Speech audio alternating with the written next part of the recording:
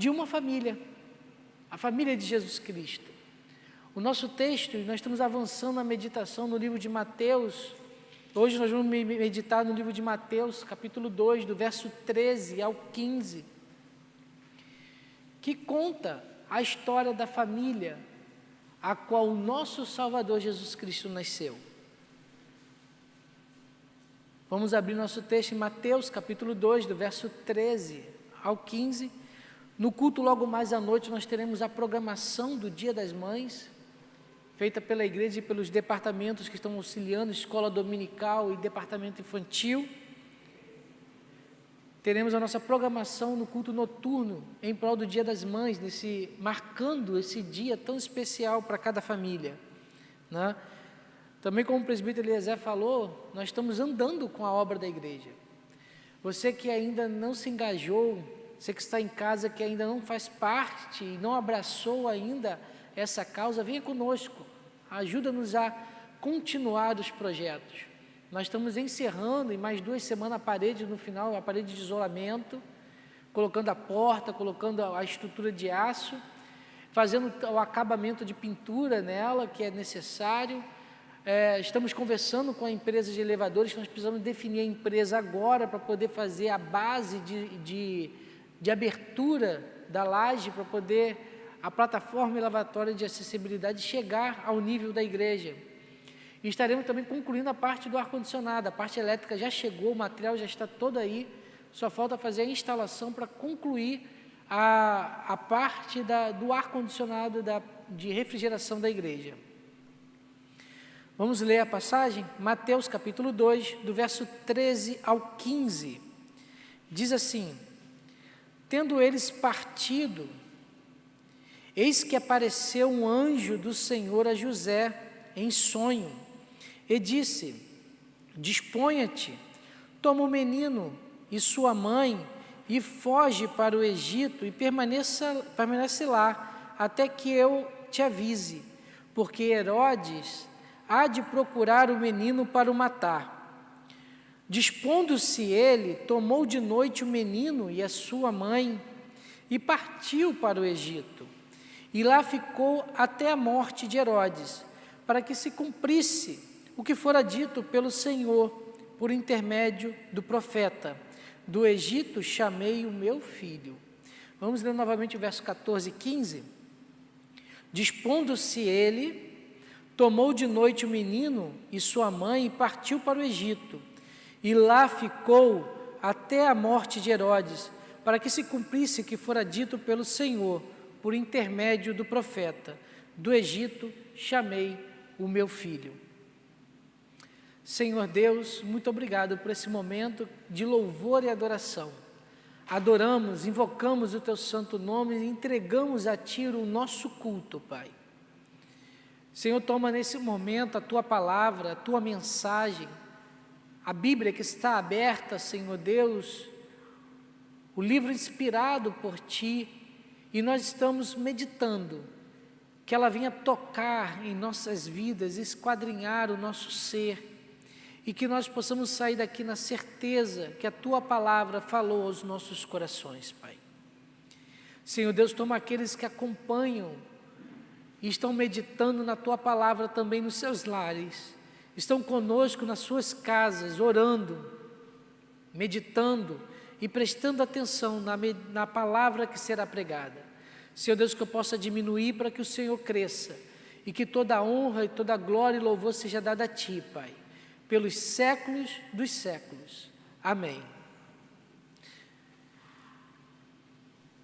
Quando nós estamos diante das Escrituras Sagradas, nós estamos diante de um texto inspirado por Deus. Eliezer falou isso, o presbítero Eliezer começou falando isso durante o início da nossa oração, nosso momento de oração ao Senhor. Nós estamos diante da inspiração de Deus. Não existe uma linha, não existe uma palavra nas Escrituras Sagradas que não tenha sido inspirada por Deus para chegar até nós. O Espírito Santo inspirou as Escrituras, ele usou os homens e mulheres das suas épocas do seu contexto social, do seu idioma, do seu linguajar, para que o Deus Todo-Poderoso fosse revelado e inspirou que essa revelação fosse nos colocada nas Escrituras Sagradas. Tudo nas Escrituras Sagradas é obra de Deus para com a humanidade.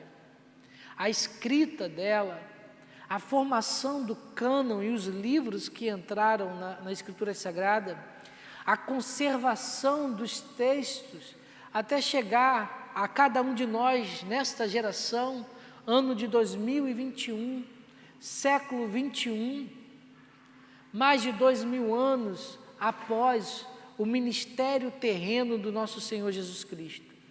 Em 2 Timóteo, capítulo 3, versos 16 e 17, texto muito conhecido, vai dizer o seguinte, que toda a Escritura é inspirada por Deus e útil para o ensino, para a repreensão, para a correção, para a educação na justiça, a fim de que o homem de Deus seja perfeito e perfeitamente habilitado para toda boa obra.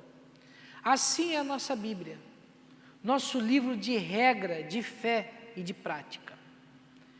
A nossa vida precisa estar pautada pelas regras estipuladas pelas Escrituras, não pelo que eu acho que deveria ser, dessa forma ou da outra, ou de qualquer outro tipo de contexto. A Escritura é a nossa regra de fé e prática. É por ela que nós nos guiamos. Se estamos nela, estamos obedecendo a Deus. Se nós não estamos, nós estamos desobedecendo a Deus. Uma característica intrínseca da Bíblia Sagrada, uma característica que existe no contexto da Bíblia e nas Escrituras e na Palavra de Deus, que às vezes nós deixamos um pouco de lado ou até entendemos de uma forma bem razoável ou bem rasa, e que existe nas Escrituras Sagradas a sua consumação. Por ela ser a Palavra de Deus, existe um teor perfeito e completo de consumação nas Escrituras Sagradas. O que eu quero dizer com isso? Eu quero dizer que o que foi dito pelos profetas será cumprido. O que foi proclamado pelos profetas bíblicos, pelos autores inspirados, se cumprirá. O que o Espírito Santo inspirou nas linhas das Escrituras Sagradas será concretizado, será realizado. Nós estamos diante de um livro vivo, um livro que ele é escrito, inspirado, conservado, mas que ele também é consumado e irá acontecer. Um livro que expressa a vontade de Deus, que mostra a ação de Deus diante da humanidade. Igreja, tudo o que Deus falou por intermédio dos profetas acontecerá. O texto básico ao qual nós estamos diante é justamente isso que está acontecendo. É a efetivação da palavra de Deus. O verso 15, parte B do versículo, Mateus, ele traz justamente esse contexto para nosso entendimento. Ele diz lá na parte B do versículo, para que se cumprisse o que fora dito pelo Senhor, por intermédio dos profetas. O que está acontecendo no capítulo 2 é para que cumprisse o que fora dito pelo Senhor, não pelos profetas, mas pelo Senhor, por intermédio dos profetas. Nós estamos diante do que está sendo consumado, do que os profetas falaram. Jesus Cristo veio ao mundo para cumprir as profecias feitas por Deus através de homens e mulheres do passado. Jesus é a resposta de Deus para a necessidade do mundo. Toda a vida de Cristo, ela é traçada para que as Escrituras se cumprissem na vida e obra de Jesus Cristo. As Escrituras se cumprem em Jesus Cristo. Nós estamos diante da consumação da vontade de Deus. Mas quais são os efeitos dessa consumação?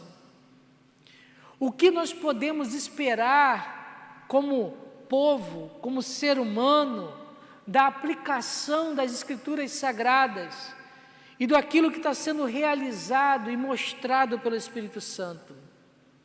Qual é a consequência do cumprimento das profecias do Antigo Testamento na pessoa de Jesus Cristo? O que Jesus cumpre no mundo, no momento que ele nasce e no seu ministério terreno. Nessa manhã, eu quero trazer uma meditação para as nossas vidas. Nós vamos meditar em 3 efeitos práticos da vinda do nosso Senhor Jesus Cristo. 3 efeitos práticos que veio para as nossas vidas quando Jesus Cristo encarnou, quando Jesus Cristo nasceu em Belém, quando nós ficamos diante da revelação do nascimento do Filho de Deus. O primeiro efeito prático que eu quero trazer para a nossa meditação é que Deus veio ao mundo. Ao contrário do que diz muitas filosofias e muitas ideologias por aí, algumas até dizendo que Deus não existe ou que Deus está distante e longe, nós temos nas Escrituras Sagradas a revelação de que Deus não é um Deus distante, que Deus não é apenas um Deus criador, mas é um Deus de relacionamento. Nós passamos uma semana em oração, e essa uma semana de oração que nós ficamos todos os dias, 30 conexões foram realizadas, em torno de 60 pessoas participando, pelos dispositivos de tecnologia que nós temos em oração, cada um no seu lar. Nós estávamos ampliando o nosso relacionamento com Deus. A teologia vai dizer, como que eu falei no sábado pela manhã aqui na igreja, a teologia vai nos dizer que a oração é a antecipação do nosso relacionamento que teremos da eternidade. A eternidade será um contínuo relacionamento com Deus. E a oração, na nossa época, ela se torna a antecipação desse relacionamento. Se nós gostamos de orar, se nós dedicamos tempo para a oração, é o sinônimo de que nós gostamos de nos relacionar com Deus. Se nós não oramos e não enfatizamos a oração no nosso dia a dia, significa que nós não gostamos, não nos interessamos em nos relacionar com Deus. E a pergunta é, por que uma eternidade? Se a eternidade é o ato de se relacionar com Deus eternamente. Nós somos antecipados. E nesse relacionamento com Deus, Deus veio ao mundo. O verso 14 vai dizer o seguinte: dispondo-se ele, tomou de noite o menino e sua mãe e partiu para o Egito. O texto vai dizer que José foi para o Egito com Jesus e Maria. E quando nós olhamos para a figura do Egito nas Escrituras Sagradas, tanto no Antigo quanto no Novo Testamento, a teologia vai nos trazer a ideia, a interpretação tipológica de que o Egito representa o mundo. Ir ao Egito significa ir ao mundo. Quando nós vemos nas Escrituras que estava descendo ao Egito, Abraão desce ao Egito e não se dá bem. Ele não vai bem no Egito. Acontece o caso de Sara, ali Sarai, ainda Abrão. Nós vemos depois Isaac proibido por Deus de descer ao Egito. Nós vemos José indo ao Egito. É a tipificação de ir ao mundo, de estar em contato com o mundo. E aqui a Escritura vai nos dizer que José, Maria e Jesus, a família que tinha que proteger Jesus, desce até o Egito e vai até o Egito, mostrando um caminho de ida de Jesus Cristo até o mundo. Foi no Egito, igreja, que Israel se tornou escravo, que Israel se tornou com sua liberdade limitada devido à escravidão no Egito. Foi no Egito que eles não tiveram o direito de ir e vir, fazendo a vontade daqueles a qual estava se submetendo. A escravidão estava lá no Egito e o mundo não é diferente. Olhamos para uma sociedade que todos acham que são livres para ir e vir, mas a Escritura diz que cada ser humano que pertence ao mundo, ele é escravo, ele está aprisionado, tem grilhões nos seus pés, e a Escritura vai dizer que os grilhões que lhe pertencem são os grilhões do pecado. A humanidade é escrava do pecado, assim como Israel era escravo no Egito. O mundo, nesse momento, cada um que faz parte da sociedade é escravo do pecado e precisa ser liberto dessa escravidão. O Egito representa o mundo e foi no Egito que Israel se tornou escravo, e é no mundo que a humanidade se torna escravo devido ao pecado adâmico. O pecado de Adão fez com que a sociedade e a geração posterior, incluindo a de Adão, se tornasse escravo do pecado. Também foi no Egito que a Escritura vai dizer que Faraó se levanta contra Israel. Faraó, vendo a prosperidade e o crescimento do povo abençoado por Deus, limita as ações do povo de Israel para que ele não viesse a crescer, impede o nascimento dos filhos homens, para que Israel não crescesse e a bênção de Deus pudesse ser manifestada na vida de Israel. Faraó se levanta contra Israel, colocando em escravidão. É no nosso mundo, é na atualidade, que o príncipe desse século, acompanhado com os seus principados e potestade, tenta a todo momento limitar o crescimento da igreja e levanta as suas ações contra o povo de Deus. Nós vemos uma sociedade corrompida e escrava. Romanos vai dizer, morta nos seus delitos e pecados, que tenta a todo momento vir contra a igreja. No dia 30 de maio nós trazemos essa lembrança aos nossos corações, às nossas mentes e às nossas orações, pelos nossos irmãos que atualmente vivem uma tribulação, passam por uma tribulação, que não podem ter a Bíblia, que não podem pregar o Evangelho. E nós, quase que não mais velado, também estamos passando por isso. Nós somos proibidos de falar aquilo a qual a Escritura diz que temos que falar.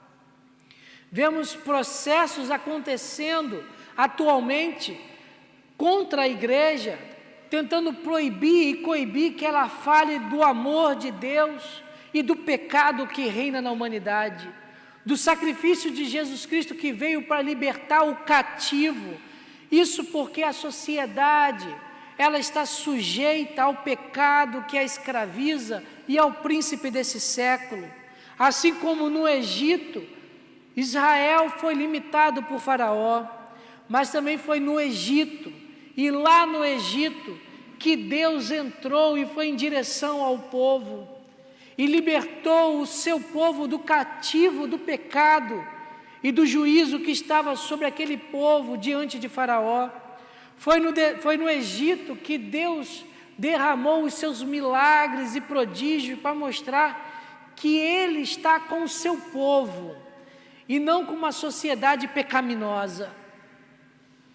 Foi no Egito que Deus mostrou para aquela sociedade que só existe um Deus capaz de fazer todas as coisas. E é no mundo que nós vemos Deus entrando em cada ambiente, em cada sociedade, em cada ideologia, para resgatar o pecador e trazer o pecador até nós, trazer o pecador até a igreja, trazer aquele que está morto nos seus delitos e pecados à presença do Deus Todo-Poderoso. Deus não está ausente do mundo. O texto que nós lemos vai dizer que Jesus foi ao Egito, Jesus veio até o mundo, Ele veio até o mundo, Ele não está ausente, Ele entrou na história. Jesus foi até o Egito e até o mundo. Em Filipenses, capítulo 2, verso 7, verso 8, vai dizer o seguinte: a si mesmo esvaziou, assumindo a forma de servo, tornando-se em semelhança de homens e reconhecido na figura humana, a si mesmo se humilhou, tornando-se obediente até a morte, e morte de cruz. Jesus Cristo, Filho do Deus vivo, a segunda pessoa da Trindade, Ele entra no mundo, Ele vem ao mundo, Ele vem para revelar o amor do Pai. Ele não é um Deus que ficou ausente, ao contrário, Ele veio em direção à humanidade. O ser humano pecaminoso, afastado de Deus, sem condições de ter acesso ao Senhor. Nós não tínhamos e não temos a condição de chegar diante da presença do Deus Todo-Poderoso. O nosso pecado faz separação entre Deus e o homem, e nós estamos afastados de Deus. O mundo está envolto em pecado sem ter a condição de se aproximar do Senhor. Vemos por aí alguns lugares pregando que Deus está em todos os lugares e todos os caminhos levam a Deus, mas a Escritura Sagrada vai dizer que isso é uma mentira, que é um engodo de Satanás. A Escritura vai dizer que só Jesus Cristo é capaz de levar ao homem até Deus. Só Jesus Cristo é capaz de ser o mediador da humanidade. O livro de Jonas, capítulo 2, verso 9, o texto vai dizer o seguinte: do Senhor vem a salvação não vem de nós, não é da humanidade que está em volta do mundo, não é qualquer ser humano que surgiu na terra em todos esses tempos de história da humanidade. É do Senhor, é do nosso Deus vivo que vem a salvação. É o Senhor que traz a salvação para as nossas vidas. E é por isso que Jesus foi ao Egito. É por isso que Jesus veio ao mundo. Jesus veio ao mundo para mostrar e revelar o amor de Deus para nossas vidas. O segundo efeito prático que nós temos desse texto é que Deus veio ao mundo. Sim, Ele veio ao mundo, mas também Ele habitou no mundo. Ele não apenas veio, Ele habitou. O verso 15, parte A, vai dizer o seguinte: e lá ficou, no Egito, até a morte de Herodes. Jesus não apenas foi para o Egito, Ele não foi apenas de passagem, estando apenas numa situação de passando para ver o que estava acontecendo. O texto vai dizer que Ele ficou no Egito. Ele ficou um período no Egito. Ele esteve em torno daquela sociedade. Não foi, por exemplo, o que aconteceu em Sodoma e Gomorra, quando os anjos do Senhor estiveram em Sodoma de passagem para conhecer o que estava acontecendo em Sodoma e Gomorra, que a aflição daquela cidade subiu ao trono de Deus. Ali o texto vai dizer que eles foram de passagem e saíram, mas aqui o texto vai dizer que Jesus foi para o Egito e ficou um período no Egito. Ele ficou um tempo, Ele permaneceu naquele lugar. Jesus esteve no meio daquele povo, Ele conviveu com aquela sociedade, Ele teve a experiência de estar com aquele povo. Deus estava habitando naquele lugar, Deus estava habitando no meio daquela sociedade. Jesus ficou no Egito até a morte de Herodes, para Ele conviver com aquela sociedade. Jesus foi ao mundo e habitou no mundo. Deus habitou no mundo. Em João, Evangelho de João, capítulo 1, verso 14, vai dizer o seguinte: o Verbo se fez carne e habitou entre nós, cheio de graça e de verdade, e vimos a sua glória, a glória como do unigênito do Pai. As promessas das Escrituras Sagradas se cumpriram. Jesus veio ao mundo, o Messias nasceu, Ele esteve em contato com cada um de nós, Ele esteve em contato com a humanidade viu a pessoa e a figura de Jesus Cristo. Jesus o Deus Todo-Poderoso não estava escondido. Não foi uma revelação para alguns apenas. Jesus se revelou para a humanidade. O mundo recebeu o Filho de Deus aqui na terra. Nós recebemos a presença da Trindade nesse lugar. O Filho, a segunda pessoa da Trindade, esteve presente na nossa terra, no local onde nós estamos, no local onde o pecado estava e está imperando. Jesus Cristo veio nesse lugar, Ele habitou entre nós, Ele habitou conosco. A glória de Deus foi vista pelaquela geração, e Deus revelou o seu amor através dessa habitação. O ministério de Jesus Cristo esteve aqui. Nós temos o conhecimento do ministério de Jesus Cristo em nossas vidas. Ele pregou, Ele falou, Ele se revelou, Ele disse as coisas que estavam ocultas apenas para a Trindade, e nós aprendemos dele. Ele habitou entre nós, e louvado o nome do Senhor por isso, porque nós temos um Salvador, um Deus Todo-Poderoso que se compraz em direção do pecador.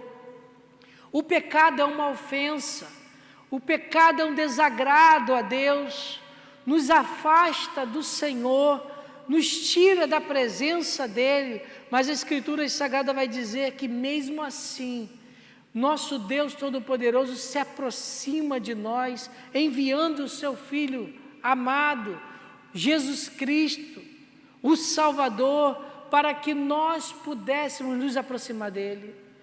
O abismo que existia entre a humanidade e Deus fez com que a ponte fosse construída e nós pudéssemos nos aproximar dEle. Nós podemos chegar aos santos dos santos através do sacrifício de Jesus Cristo. Jesus veio ao mundo, Deus veio ao mundo e habitou nele. Ele não teve apenas de passagem, Ele se congregou com a humanidade. Ele esteve em contato com o ser humano e Ele está em contato com o ser humano. Jesus veio ao mundo e habitou nele. O terceiro efeito prático que eu quero trazer para a nossa meditação hoje é que Deus veio ao mundo, Deus habitou o mundo, mas para trazer a salvação. Ele veio ao mundo para trazer a salvação para o mundo. O verso 15a que nós já lemos e também diz o seguinte: e lá ficou até a morte de Herodes. Jesus não foi ao Egito e ficou. Ele não ficou lá o tempo todo. Ele ficou um período e de lá saiu do Egito. Assim como Jesus veio ao mundo e não ficou no mundo o tempo todo. Ele esteve no mundo, nasceu aqui na terra, teve o seu ministério terreno, teve o seu trabalho, teve a sua oratória, a sua pregação e regressou para onde devia regressar. Jesus veio ao mundo, mas não para ficar no mundo. Ele habitou conosco para nos dizer e nos revelar que existe um outro lugar que Ele está preparando, que existe uma outra morada, a qual Ele está preparando para todos aqueles que o aceitam. A palavra do Senhor vai dizer, e Jesus Cristo vai declarar, que Ele está preparando um lugar para nós, que existe uma morada que está sendo preparada, um lugar que não existe choro, que não existe ranger de dentes, que não existe a tristeza, que a doença estará ausente, a qual os santos estarão reunidos e a qual nós veremos o nosso Salvador face a face. Glória a Deus! Ele veio ao mundo para nos indicar o caminho, a verdade e a vida. Ele veio para pregar o ano aceitável do Senhor. Ele está preparando o lugar para nós. Nós estamos indo a essa direção, nessa direção. Jesus veio ao mundo, mas não para se compactuar com ele, não para abraçar o mundo. Ele veio para poder resgatar o pecador do pecado. Ele veio para resgatar o que está cansado e aflito. Deus veio para trazer salvação a esse mundo que está corrompido. Meu amigo, meu irmão, você que assiste às redes sociais, que está aqui na igreja ou em casa, Jesus Cristo é o Salvador. Ele veio ao mundo para salvar, e não para que Ele venha agradar e abraçar o mundo que está aí pecaminoso, corrupto, cheio de coisas que desagradam ao nosso Senhor.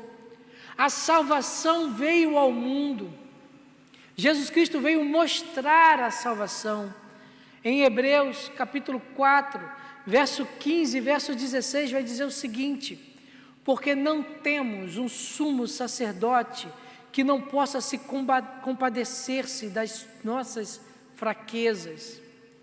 Antes, foi Ele tentado em todas as coisas, a nossa semelhança, mas sem pecado. Acheguemo-nos, portanto, confiadamente, junto ao trono de graça, a fim de recebermos misericórdia e acharmos graça para socorro em ocasião oportuna. O nosso Deus, o nosso Senhor Jesus Cristo, Ele se compadece das nossas fraquezas. Ele veio ao mundo, Ele habitou, em tudo foi tentado, mas sem pecado.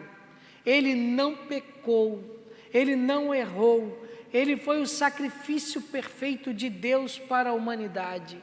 Ele se sacrificou entregando a uma morte de cruz, uma morte triste, uma morte de afastamento, uma morte de total dolo para com a sociedade, uma morte de maldição, mas no meio da maldição, Jesus transformou a maldição em bênção. A cruz nos dá o recado do seguinte, que Deus é aquele que transforma a maldição em bênção. É aquele que entra nas nossas vidas e acerta e conserta toda ela. Quando o Espírito Santo faz morada no nosso coração, e nós somos morada do Espírito Santo, a nossa vida é consertada por aquele que é capaz de mudar a realidade do mundo. O mundo está nos seus pecados e delitos e só Jesus Cristo é a solução. Nós temos um sumo sacerdote que nos compreende, um sumo sacerdote que intercede por cada um de nós. Ele veio ao mundo, Cristo veio ao mundo, Ele habitou no mundo, mas para poder resgatar toda a humanidade desse mundo que existe lá fora. Nós temos que pedir socorro a Ele, porque nós temos o lugar de onde pedir o socorro. Ele conhece as nossas fraquezas e se compadece de nós. Nós podemos nos aproximar diante dEle com confiança, porque o nosso Deus, o nosso Senhor Jesus Cristo, Ele conhece as nossas aflições. Jesus veio ao mundo, Ele esteve no mundo, Ele habitou no mundo, mas Ele veio única e exclusivamente para nos salvar. Ele veio para nos salvar. E aqui eu estou caminhando para o final da mensagem, eu queria convidar o grupo de louvor para vir à frente. Jesus nos trouxe a salvação. Ele trouxe a salvação e glória a Deus por isso, louvado o nome do Senhor. Nós somos salvos, libertos, nós fomos curados da escravidão do pecado, porque Jesus Cristo veio ao mundo. Em Jesus, o temeroso encontra segurança. Em Jesus, o abatido encontra consolo. Em Jesus é o nosso refúgio. Só Jesus Cristo é capaz de dar o refúgio que nós precisamos diante da luta do nosso dia a dia. Ele veio, igreja, Ele veio para nos salvar. Ele está aqui nessa manhã para nos salvar. Ele entra em cada lar para poder haver salvação. Ele abre a porta da salvação e indica o caminho que nós temos que andar. Nesse momento eu convido a você que nos assiste, a você que está meditando nessa palavra, a entregar a sua vida a Jesus Cristo, a entregar àquele que conhece o dolo do nosso coração, a dor da nossa alma, a dor da nossa vida. Clame a Jesus Cristo nessa manhã, clame ao Senhor, porque Ele é o nosso sumo sacerdote. Ele é aquele que intercede e está nesse momento intercedendo, abrindo o caminho de salvação, contemplando as nossas fraquezas, as nossas limitações. É Ele, o autor e consumador da nossa fé, que nos levanta quando nós estamos abatidos. A Bíblia vai dizer que Jesus, somente Jesus, é o bom pastor para nossas vidas. Ele é o nosso pastor. Nós somos servos dele. Ele é o nosso pastor. Jesus é o nosso Salvador. Em Atos 4:12, Pedro vai dizer para a sociedade de época, e vai dizer para a sociedade de hoje: e não há salvação em nenhum outro. Não há salvação em nenhum outro. A salvação não é aquilo que a pessoa acha que deve ser salvação. A salvação é uma pessoa, a pessoa de Jesus Cristo. Porque debaixo do céu não existe nenhum outro nome dado entre os homens, pelo qual importa que sejamos salvos. E é nessa manhã que nós estamos diante do Deus Salvador, do Deus que salva, do Deus que move céus e terra para que haja salvação. E hoje, igreja, hoje, meu irmão, meu amigo, você que está nas redes sociais, você que está aqui nessa manhã, não importa a sua idade, não importa o tempo que você tem às vezes vindo à igreja, é nessa manhã que o Senhor está aqui para salvar a sua vida. Louvado o nome do Senhor, a nossa razão de fé, o Deus revelado e encarnado, o nosso Salvador. Vamos louvar o Senhor?